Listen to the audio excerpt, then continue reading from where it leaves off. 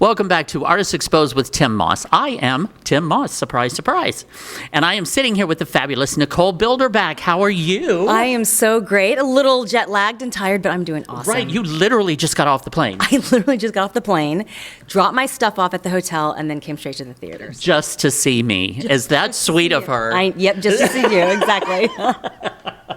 Well, no, actually, you were going to be starring in Christie's Case Crackers, Bring a Clueless Killing On. Crazy. Yes. Yeah, super fun, wild, great, hysterical time. So, Yes, yeah. so it's a comedy, kind of a musical. Yeah, comedy, musical, Murder mystery. and it's just laugh out loud, I love tongue in that. cheek and super fun. It's like it has its own story, but it takes characters from both films into one. So like all the characters are a combination of characters. And the two films are Clueless and Bring It On, which we'll get into a little bit more in depth in a couple minutes here. But Christie's Case Crackers, Bring a Clueless Killing On is August 29th and 30th here at the Thespis Theater at the I never know the Helenic at the HCC in Astoria. When Andrew comes up, he'll know for sure. Correct. Yes, he'll be able to tell us correctly. So, well, let's talk Nicole. Oh goodness. Is that your favorite subject? No. So you were actually born in Seoul, South Korea. Correct. I was actually born in Korea, but I've lived in America my entire life. Yeah. When I was adopted as a baby, as an infant, and so when I first came to America, my family actually lived in Jersey. So I arrived at JFK. So you're an East Coast girl at heart. Basically, right? So I arrived at JFK, and so we lived here on the East Coast for about a year and a half as a baby, and then we moved to Tulsa, Oklahoma. I lived there for about 4 years, and then I grew up in Dallas, Texas. Oh, so Dallas! So that's my home. Yeah. Yeah, Dallas is really. I haven't been there, but from what I've seen, and people that live there absolutely love Dallas. Oh, I mean, did you ever watch Dallas, the TV show? Oh God, yes. Oh. Who didn't? Yes. Like who shot JR? Exactly. Well, we know who shot JR. But no, Dallas is great, and Dallas has really come up a lot too. Like I mean, we've always had great That's what I've restaurants, heard. but Yeah. I'm really happy with how it's progressed. Just in diversity and culture and Nice. food, and just they've really opened up and expanded and gotten more with the times, if you know what I mean. Yeah. Well, now you've always been on stage, like you've always been a dancer, isn't that right? Like age of 3 or something. I could hardly crawl or walk or toddle at that point, and you're dancing. I mean, I came out of the womb just doing a leap, like it's A plie. Yeah, exactly. I started dance training when I was 3, and then Wow. danced my whole life. I was in company. Fun. So I was competitive. We did all the dance conventions and competitions, but I always knew I wanted to act too, since I was really little as well. So, but I grew up dancing on stage, and I've done like some smaller productions. I've done a lot of shows, but not like an actual like theatrical play with a story. Right. And So this is your debut of New York theater. which is so terrifying. Oh no, And it's so cool. exciting. Yeah, it's so cool. Oh my God. Oh, you're gonna love it once you get a taste of this, honey. Then I'm like, bye LA. Yeah.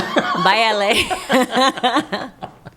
So so you grew up in Dallas, and then when did you get into acting? Was that in like high school or something? Did you get the bug? Yes. So I had, even as a child, like my family would catch me what looked like talking to myself, like in the living room. And they're like, who are you talking to? I'm like, no, I'm acting out a scene from Growing Pains. I'm acting out a scene from The Goonies. You know what I mean? I love that. So that's how I knew, and my family knew that I had the acting bug. And then it was probably, I started taking classes professionally, I think I was 14, 15 years old, at a TV and film acting school in nice. Dallas. And just fell in love. And so, and I did smaller stuff in Dallas, local stuff, yeah. some industrials and commercials and stuff, and then moved out to LA literally right after I graduated. Like at 18 years old? Barely 18, because I'm a June baby, so barely 18. Oh my God. Yeah. And you moved by yourself? Yeah, well, I had my dad with me. We had my car attached to a U-Haul, and my dad was driving a U-Haul truck, and my dad was driving the U-Haul truck, and we drove cross country. Wow. Yeah. Oh and he my moved God. me in. Yeah. And he left you there by yourself. He said, "Bye." I would be scared to You're the death. youngest, bye. No. I'm the only girl, so Oh, my goodness. I grew up with 2 older brothers, and being the only girl, and being from Dallas, Texas, and I come from a very, more conservative, traditional, all-American family, middle class, you know. And you'd never think my parents would be the ones that would let their youngest, much less their only daughter, move to Hollywood. But I truly believe everything happens for a reason. And I think my parents just knew. They just knew it was right and it had to happen. So. But my goodness, at 18, and again, you must have been a very independent thinking young woman. Oh, I was going to go regardless. My parents, So better to get their blessing. Really kind of didn't have a choice, but I was like, "See ya, my bags are packed." I love that. So then you were a hostess at a deli or a Jerry's Famous Deli. Yes. In LA. That was my very first hosting job was at Bombay Bicycle Club, which is no longer there, but it was in Burbank. And then I was a hostess at Jerry's Famous Deli, and which was great because I got to see all the stars and the actors because it used to be really hugely wildly popular. So like the cast of Seinfeld would come in like every Tuesday night after taping. Yeah. And I got to set their table up and say hi to them, and they're all super friendly. And so I as soon as I got to LA, Mom was like, "You got to get to work. Yeah. You got to make some money." I was like, "Oh yeah, that's right." That pesky little money thing. The real job, but that was more for security. I got really lucky, and 2 weeks after moving to LA, I booked my first commercial. So. Oh my God, that's amazing. That's amazing. Well, you're very commercially marketable. I mean, just the look, the confidence, just everything. I would hire you for a commercial. Well, are you trying pitch me for like a campaign for some 6 figures? I'll do it, sure. Now, Fresh Prince. Let's talk Fresh Prince. Was that one of one of the major bookings that you received early? It did happen early on. Yeah. Gosh. And you had did you have a recurring role in that? I- How cool! I know. I did. I think like at least 4 or 5 episodes God, wonderful. of the final season, I believe. I mean, talk about that was surreal. Because the show was hugely successful already at that point. Right. And just to get to go to the table readings, Right. and sit with Alfonso Ribeiro and Will Smith and the whole cast and Tatiana Lee and just be like, oh wow, I'm here, Yeah, but it's also work, and I took it seriously. Right, and right. But what was that like the first time that they said, "Oh my God, you got booked on Fresh Prince of Bel-Air," because being a popular show? Yeah, it was so long. I'm old now. It was so long ago. 28 is not old. I know. I'm 28 now. So, I think when you're that young, because I'd already done some TV jobs and stuff, Right. but again, that was so huge, and it was Will Smith, Right, and so right. I remember being super, super excited, and I didn't really know what to expect. I'm like, just show up, be a professional. Yeah. Know your lines, but also have fun, and that's exactly what I did. But that cast also made it really easy too, because they were just super fun and so nice. So, And then I think that same year, you got cast in Clueless, which is one of these shows, one of the 2 shows that this current play is based on. Clueless with Alicia Silverstone and Brittany Murphy. How adorable was she? Oh my God! And you got cast as in the role of Summer. Oh my yes. God. So Clueless was my very first movie ever. Oh, ever. Not oh bad. my Not bad for a God. first shot, Yeah, right? right. So I actually, when I went in with casting to read I think I first read for a couple of roles. I actually read for Summer and Amber. Okay. And then when I went in for like the final callback with Amy Heckerling, the director, and all the producers were in there, and I actually very vividly remember it. Like, if this is me right here, Amy Heckerling was directly across from me, and she had her glasses on. She was looking down with a big smile on her face, and she would give me direction, and I remember just taking it. But I read for a couple of roles, and I don't remember how much longer after that final audition that I found out I got it. But I was told that I was definitely going to be cast in one of the roles that I read for, because there was the actress who played Amber, Miss Elisa Donovan. I love her. She I think was on a soap in New York, here in New York at the time. Okay. So if she... they weren't sure of her scheduling. They weren't sure if she was going to be available or not with her schedule. So if she wasn't going to be available, then I would play Amber. But I was just happy to get either role and be in the movie. It was a big studio movie. What a fun film, because I've seen that movie so many times I've lost count, and you had the whole hair flip thing, and and the thing I loved about that was, like, in the background, all of the students that are walking, they had tape on their nose or a chin. It was hysterical. Beverly Hills, baby. Exactly. Come on. You got to have that nose job done. Can you believe they're having their 30th year anniversary? 30. Again, I'm only We're talking 28. That's a miracle. New math. It's the new math. It is the new math. You're right. Yeah. Where did it go? I know, but honey, you're going to be talking by decades from here on out.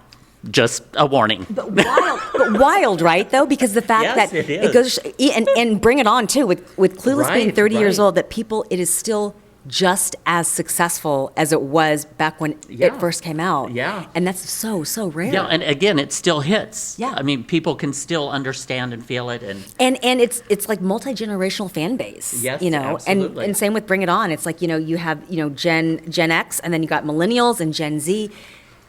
There's 15-year-olds that have heard of Clueless. I'm like, honey, that was long before you were ever born. Yeah, crazy. So now, Bring It On, you played Whitney. Whoa, Whitney. Yes. And that's the 25th year anniversary. You're hurting my feelings. You are hurting my feelings. But I just have to say, you're sexy, you're cute, you're popular to boot. I know. I'm like, do I remember the lines? Yeah, crazy. Again, 25 years. Wow. I mean, how does it go by so fast? And that's a funny one too, because when we were shooting it, nobody knew it was going to be such a massive success as it was. So we were young kids. We were early 20s. Kirsten was 17. She was still in high school. I mean, we were babies, and it was literally just like, we're doing a movie about cheerleading, okay, but we're getting paid, whatever. And then it came out, #1 at the box office for like 3 weeks straight, and we're like, we did a movie about cheerleading. Yes. Yeah. That is so cool, though. I mean, those are two huge movies that you were part of. Yeah. But you were also a cheerleader in, was it junior high? I was, yeah. I was actually a real cheerleader in Texas. As you know, there's cheerleading, God, and football. Yes. And, the order is questionable. It's debatable. But I was a real cheerleader. We competed in the regionals and nationals, and we were actually really good. And then I decided not to try out for high school cheerleading so I could focus on dance, because I was in dance company at the time. So. Now, what type of dance did you do? Oh, I did it all. Jazz, ballet, modern. Did you tap? I did. I wasn't a great tapper, although I would like to return to tap and take tap lessons and become a really great tapper. But tapping wasn't my strongest point, but I can fake it really well. Just jazz hands. You're right. Your fingers. Yeah. Well, let's just run down a little bit of your TV history here. So wow, you had, you're going way back. Yeah, Step by Step, Seventh Heaven, Clueless, the television show, and Buffy, along with Dark Angel, and The Mentalist, Good Girls. I mean, you've had quite a career. NCIS New Orleans. Yeah. I mean, you've really done. I'm very happy and very proud of you, for your trajectory of your career in LA. It's really been a blessing. I mean, even like I hadn't looked at some of those credits in years. I'm like, I did do Step by Step. Yes, oh my God. yes. And I did some other shows that were so long ago. And this is back when network television, broadcast TV had more of their half-hour sitcoms and now we've geared more into the whole streaming platform. So to be able to say that the vast majority of my resume is the old school original broadcast TV, which was much harder to get and much bigger deal and much, and a lot more pay. Dare I say that? Yeah, absolutely. But it was back when acting for any actor was also more sustainable. We had a different sort of system and foundation going. So it's an honor to be able to say that I had all these great, good old fashioned broadcast TV shows, network TV shows. American television, yeah. That's very impressive. You have a very impressive resume.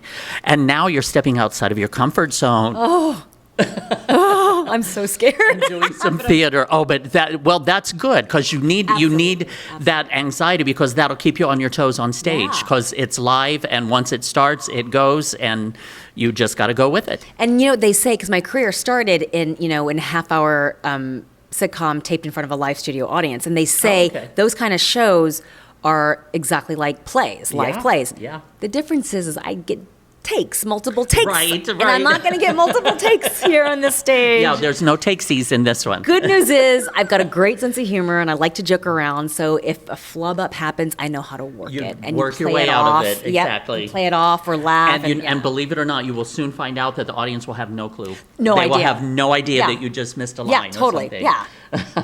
And the name of the show is Christie's Case Crackers Bring a Clueless Killing On.